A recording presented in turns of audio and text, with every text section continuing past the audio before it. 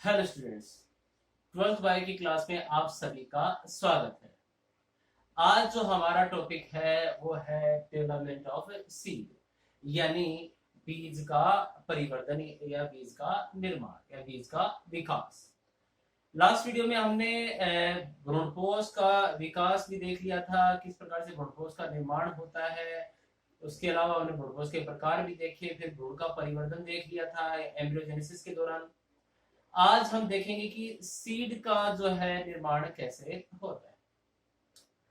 तो देखिए, जो आफ्टर फर्टिलाइजेशन आप देखेंगे कि देखा कि दो द्विनिषेचन हुआ और द्विनिषेचन में एक जो निषेचन हुआ उसके दौरान जो भ्रूण का निर्माण होता है और दूसरे से भ्रूणपोष का निर्माण होता है। धीरे धीरे उनमें परिवर्तन होते रहते हैं और परिवर्तन जब होगा तब जो बीजाणु जो है उसी से बाद में बीज का निर्माण होता है। बीजांड के जो विभिन्न भाग हैं वो बीज के विभिन्न प्रकार के भागों का निर्माण करते हैं। जैसे कि जो इंटुगमेंट होते हैं, अध्यावरण होते हैं, उससे बीज चोल यानी सीड कोड का फॉर्मेशन होगा। यहाँ पर आप देखते हैं कि दो इंटुगमेंट पाए जाते हैं, दो अध्यावरण पाए जाते हैं। तो जो आउटर इंटुगमेंट जो होता है वो सीड का जो बाह्य बीज चोल है यानी टेस्टा, उसका निर्माण करता है। जबकि जो इनर इंटुगमेंट जो होता है यानी आंतरिक जो अध्यावरण जो होता है वो टेगमेन यानी आंतरिक या अंत बीज चोल का निर्माण करता है। इसके अलावा आप देखते हैं कि बीजांड व्रंत जो आता है वो बीज के स्टाक यानी बीज के व्रंत का निर्माण करेगा। जो फिनिकल है वो स्टाक ऑफ सीड का फॉर्मेशन कर लेगा। इसके अलावा हम देखते हैं कि जो हाइलम है, माइक्रोपाइल है, ड्राफे है, चेलेजा है, इनमें किसी प्रकार का चेंजमेंट नहीं होगा। नो चेंज यानी उसमें किसी भी प्रकार का परिवर्तन आपको देखने को नहीं मिलेगा। वो वैसे के वैसे सीड में है, वो आपको दिखाई देंगे। इसके अलावा आप देखते हैं कि जो न्यूसेलस यानी बीजांड काय है, एक्चुअली उसका अधिकांश है जो भ्रूण है पोषण के रूप में उपयोग में ले लेता है। मगर कुछ ऐसे पादपों के बीज ऐसे देखे गए हैं जिसमें भ्रूणपोष के ऊपर एक पतली लेयर के रूप में भी ये दिखाई दिए हैं, जिसे पेरिस्पर्म कहा जाता है या परिभ्रूणपोष के नाम से भी जाना जाता है। जैसे काली मिर्च का अच्छा खासा एग्जांपल दिया जाता है। यानी इनमें आप देखेंगे कि भ्रूणपोष के ऊपर एक पतली लेयर और पाई जाती है न्यूसिलस की, जिसे पेरिस्पर्म या परिभ्रूणपोष के नाम से जाना जाता है। इसके अलावा आप देखेंगे कि जो कुछ ऐसे बीज देखे गए, कुछ पादपों के बीज जैसे देखे हैं, जैसे लीची, उसमें खाने योग्य भाग जो होता है बीजांड के ऊपर सॉरी भ्रूणपोष के ऊपर एरिल, वही उसका खाने योग्य भाग है, शेष रह जाता है। यूफोर्बिएसी कुल के जो पादप जैसे में उसमें आप देखेंगे जैसे एरंडी में इसमें एक सफेद रंग का बीजांड द्वार की ओर पाया, जिसे केरंकल कहते हैं, वो खाने योग्य भाग होता है, वो भी शेष रह जाता है। और जो मोनोकोट्स होते हैं यानी एक बीजपत्री जो होते हैं उनमें बीजांड द्वार की ओर आप देखेंगे कि ओपर्कुलम पाया जाता है। ये कुछ विशिष्ट संरचनाएं जो होती हैं उनके बीजों में पाई जाएंगे। तो ये था, इस प्रकार से आप देखते हैं कि बीजांड में निम्न परिवर्तनों के द्वारा एक बीज का निर्माण हो जाता है। अब बात यह आती है कि जो एंडोस्पर्म यानी भ्रूणपोष की उपस्थिति और अनुपस्थिति के आधार पर जो होता है वो बीज दो प्रकार के होते हैं।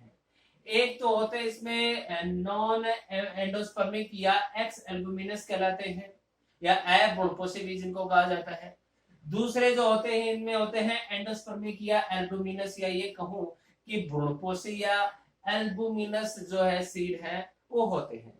बात सबसे पहले हम करेंगे नॉन एंडोस्पर्मिक या एक्स एल्बुमिनस क्या होता है। नॉन एंडोस्पर्मिक का मतलब होता है कि कुछ ऐसे बीज देखे गए हैं तो उनमें आप देखेंगे कि परिवर्तन के दौरान जो होता है भ्रूण है संपूर्ण भ्रूणपोष को यूज में ले लेता है, यानी उनमें भ्रूणपोष शेष नहीं रहता है। तो इसमें जैसे एग्जांपल के तौर पे आते हैं तो डाइकोट्स होते हैं द्विबीजपत्री, उनमें इस प्रकार का पाया जाता है जिसमें भ्रूण है परिवर्तन के दौरान संपूर्ण भ्रूणपोष को पोषण के रूप में उपयोग में ले लेता है, यानी इसमें भ्रूणपोष शेष नहीं रहता है।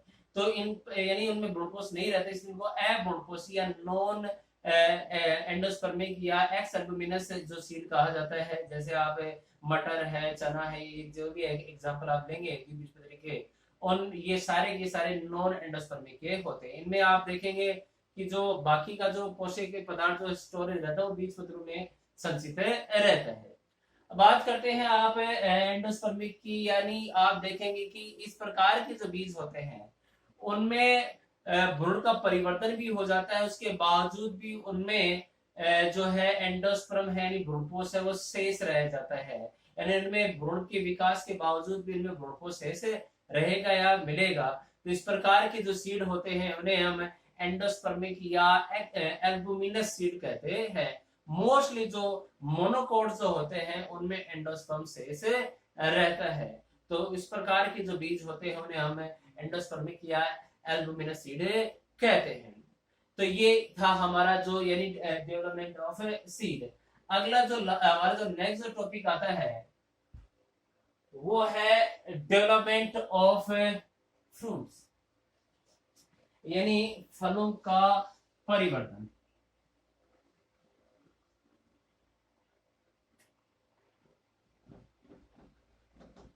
डेवलपमेंट ऑफ फ्रूट्स यानी फलों का जो परिवर्तन है वो किस प्रकार से होते हैं, फलों का जो विकास है वो किस प्रकार से होगा वो जान लेते हैं। तो यानी आप देखेंगे कि जो निषेचन के बाद में जो अंडाशय जो है, यानी आपने देखा जो बीजांड है वो तो बीज में परिवर्तित हो गया है, जो अंडाशय जो शेष रहेगा नीचे की ओर, नीचे की ओर, तो आप देखेंगे कि ये जो वर्तिकाग्र है, वर्तिका, ये सब जड़ जाती हैं। बाह्य दलपुंज है, दलपुंज है, वो जड़ जाएंगे। और अंडाशय की जो भित्ति होती है वो फल भित्ति में यानी पेरिकार्प में रूपांतरित हो जाती है। यानी जो अंडाशय भित्ति है फल भित्ति में रूपांतरित हो गई और बीजांड है वो बीज में परिवर्तित हो जाते हैं। और आपको मैं बता दूं कि जिन पादपों में जो अंडाशय से ही फलों का निर्माण होता है ऐसे फ्रूट्स को ट्रू फ्रूट्स कहा जाता है। वास्तविक फल या सत्य फल के नाम से इन्हें जाना जाता है, ट्रू फ्रूट्स के नाम से जाना जाता है। लेकिन कुछ ऐसे फल भी हैं जो पुष्प के अंडाशय से न बनकर या अंडक के अंडाशय से न बनकर पुष्प के अन्य भाग जैसे बाह्य दलपुंज है, पुष्पासन है, इनसे फल का निर्माण हो जाता है। ऐसे फलों को हम असत्य फल या कूट फल या आभासी फल या फॉल्स फ्रूट के नाम से जानते हैं। कुछ ऐसे भी फल देखने को मिलते हैं जिनके में अंडाशय जो बिना निषेचन के ही फल में परिवर्तित हो जाते हैं। इस प्रकार के फलों का अनिषेक फल या पार्थेनोकार्पी जो फ्रूट कहा जाता है, अनिषेक फल कहा जाएगा। और इस क्रिया को हम पार्थेनोकार्पी या पार्थेनोजेनेसिस यानी अनिषेक फलन भी कहते हैं। कुछ फलों में हम कृत्रिम रूप से भी जो है अनिषेक जनन कर सकते हैं। जैसे आप जैसे आप वर्तिकाग्र पर ये विभिन्न प्रकार के वर्दी हार्मोन है, जिब्रेलिन है, ऑक्सिन है, इनका आप छिड़काव कर दें तो उनसे आप क्या करेंगे, उनकी कृत्रिम रूप से हम उनमें निषेचन को या ये कहूं कि अंडाशय में प्रेरण करेंगे और उनसे फलों का निर्माण हो सकता है। इसे इंड्यूस्ड पार्थेनोकार्पी कहते हैं। इंड्यूस्ड पार्थेनोकार्पी या इंड्यूस्ड पार्थेनोजेनेसिस हम कह सकते हैं। तो ये था आपका अनिषेक जनन। और मैं एक चीज बता देता हूँ कि अनिषेक जनन या अनिषेक फलन जिसे हम कह सकते हैं कि उनमें आप देखेंगे अनिषेक फलन में या पार्थेनोकार्पी में कि बनने वाले जो फल होंगे उनमें जो है बीजों का अभाव होगा, इनमें बीज नहीं पाए जाएंगे। जैसे केला है, अंगूर है, पपीता, ये जो तैयार किए जा रहे हैं उनमें किसी प्रकार के सीड है नहीं, आप देखने को नहीं मिलेंगे, यानी उनमें बीज नहीं मिलेंगे। तो ये था जो है आपने देखा कि जो फल और फल के प्रकार यानी अंडाशय की भित्ति है उससे फल भित्ति का निर्माण हो जाता है और सत्य फल कहलाएंगे। और जिनसे या अंडाशय से निर्मित नहीं होने वाले जो फल हैं या बाह्य दलपुंज इत्यादि से जो फल तैयार होते हैं उन्हें फॉल्स फ्रूट कहा जाता है। कुछ अंडाशय बिना निषेचन के ही फलों में परिवर्तित हो जाते हैं तो उन्हें हम पार्थेनोकार्पी फ्रूट कहा जाता है। इन्हें कृत्रिम से भी तैयार किया जा सकता है जिसको इंड्यूस्ड पार्थेनोकार्पी कहते हैं। Thank you.